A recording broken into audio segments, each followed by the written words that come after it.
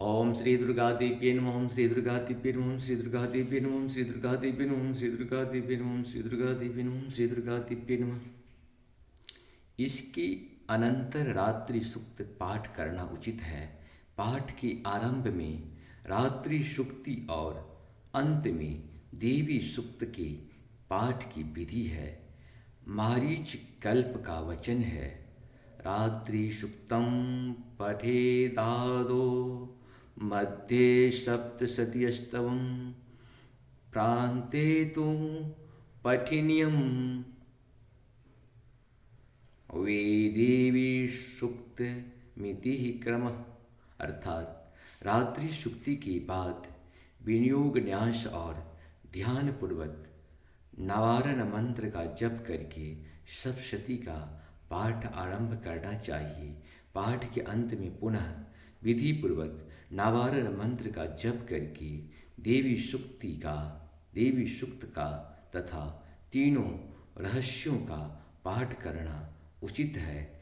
कोई कोई नवारण जप के बाद रात्रि सूक्ति का पाठ बदलाते हैं तथा अंत में भी देवी सूक्त के बाद नवारण जप का औचित्य प्रतिपादन करते हैं, किंतु यह ठीक नहीं है। चिदंबर संहिता में कहा है, मध्ये नवारण पुटितं कृत्वा स्तोत्रम सदाभ्यसेत। अर्थात सप्तशती का पाठ बीच में हो और आदि अंत में नवारण जप से उसे संपुटित कर दिया जाए। डामर तंत्र में यह बात अधिक स्पष्ट कर दी गई है। शतमादो शतं चान्ते जपेन मंत्रं नवार्कं टंडी सप्तशती मध्ये संपुटो मुदाह्यतः। अर्थात आदि और अंत में 100 बार नवारण मंत्र का जप करें और मध्य में सप्तशती श्री दुर्गा का पाठ करें। यह संपुट कहा जाता है। यदि आदि अंत में रात्रि सूक्त और देवी सूक्त का पाठ हो और उसके पहले एवं अंत में नवारण जप हो, तब भी यह पाठ नवारण संपुटित नहीं कहला सकता, क्योंकि जिससे संपुट हो उसके मध्य में अन्य प्रकार के मंत्र का प्रवेश नहीं होना चाहिए।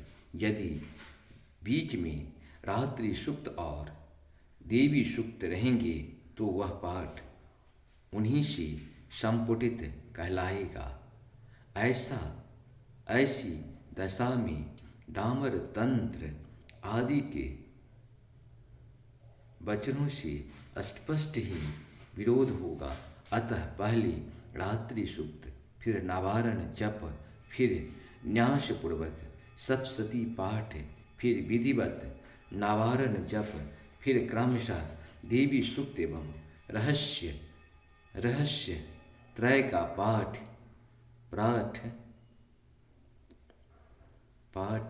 यही क्रम ठीक है।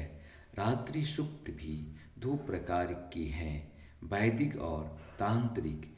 वैदिक रात्रि सूक्त ऋग्वेद की 8 ऋचाएँ हैं और तांत्रिक तो दुर्गा सप्तशती के मध्यमा अध्याय में ही है।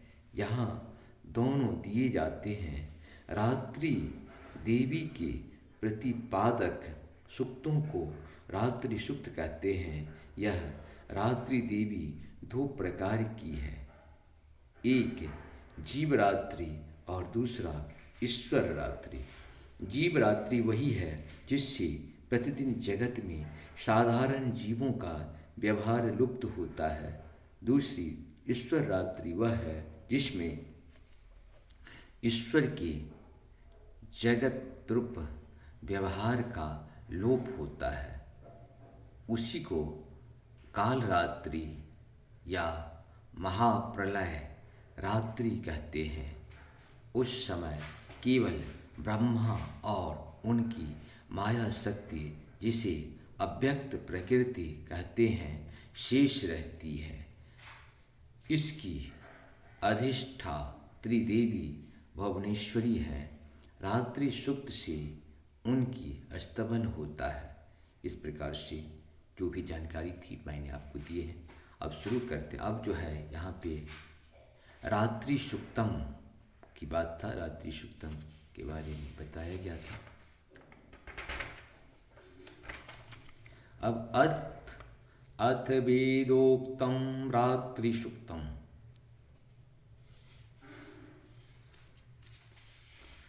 ओम रात्रित्याष्ट चरस्य सुक्तस्य कृशो कौशिकः सौभरो रात्रिवा भारद्वाजो ऋषि रात्रि देवता गायत्री छंद देवी महात्म्य पाठे विनियोग।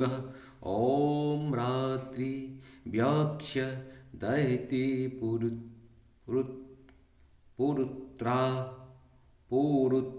देव्य छवि विश्वा अधीत्र्यो अधीत ओर्हवर्प्रा आमरत्यनिवेदो देव्यो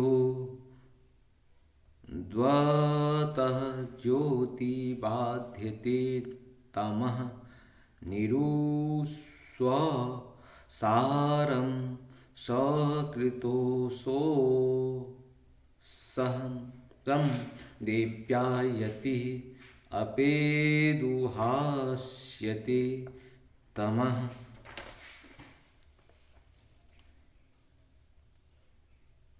सानो अद्य यस्या वयं नीते यामन्य विश्वमहि वृच्छेत् न वसतिं वयः किन्नी ग्रामासो अविच्छत निपत्वन्तो निपचिनः निशीनाश चेदर्शिनः या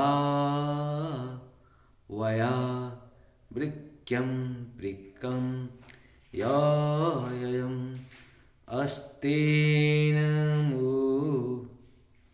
मये अथा नः सूतराभव उपसा पेपि सत्तमः कृष्णं व्यक्तिमस्थित उस रेनेव यात्य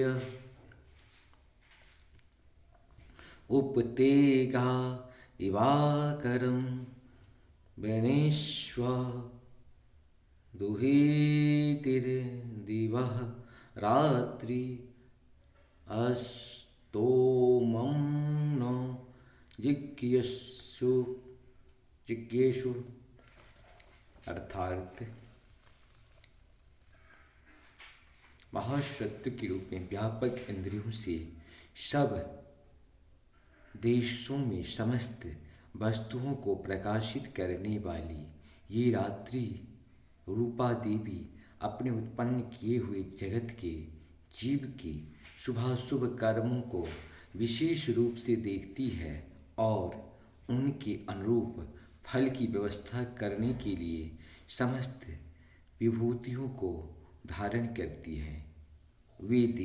ये देवी अमर है और संपूर्ण विश्व को नीचे फैलने वाली लता आदि को तथा ऊपर चढ़ने वाले वृक्षों को भी व्याप्त करके स्थित है।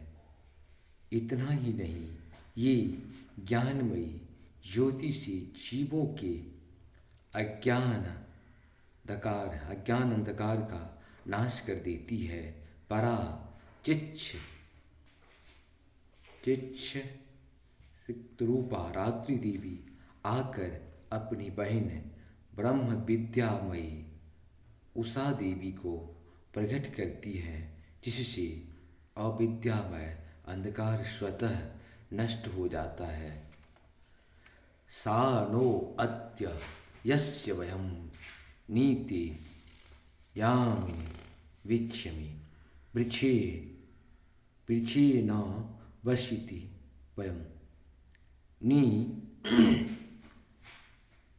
निग्रामाशो अवित तुम पश्यन्तो नि पश्चिना नि श्रीनाश वे रात्रि देवी इस समय मुझ पर प्रसन्न हो, जिसके आने पर हम लोग अपने घरों में सुख से सोते हैं।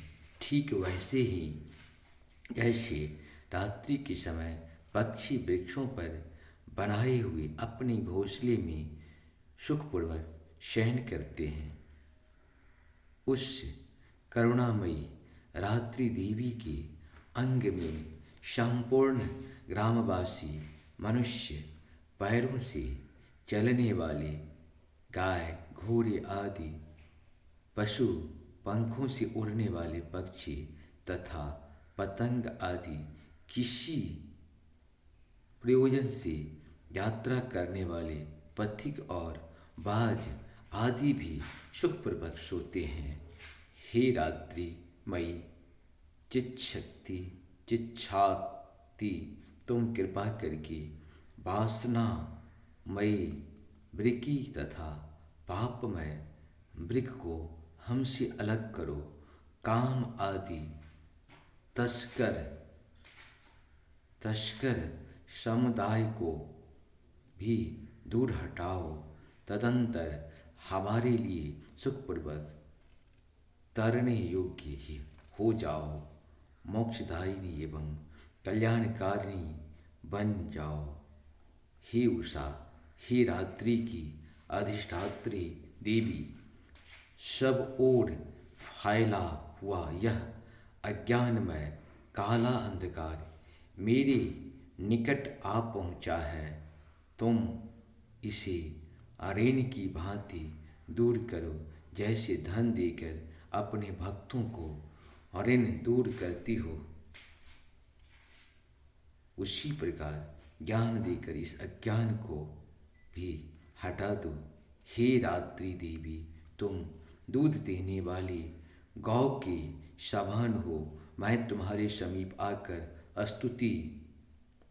स्तुति आदि से तुम्हें अपने अनुकूल करता हूँ। परम व्योम स्वरूप परमात्मा की पुत्री, तुम्हारी कृपा से मैं काम आदि शत्रुओं को जीत चुका हूँ। तुम अस्तोम की भांति मेरे इस भविष्य को ही ग्रहण करो। इस प्रकार से हम लोग का ये पूर्ण हुआ। आप सब कुछ सत्सत्यम। जय श्री हरि, जय श्री हरि। जा पर कृपा राम की हुई, ता पर कृपा करे सब कोई। राम की कृपा के बिना मनुष्य मात्र का कृपा हमारे आपके ऊपर किसी जीव के ऊपर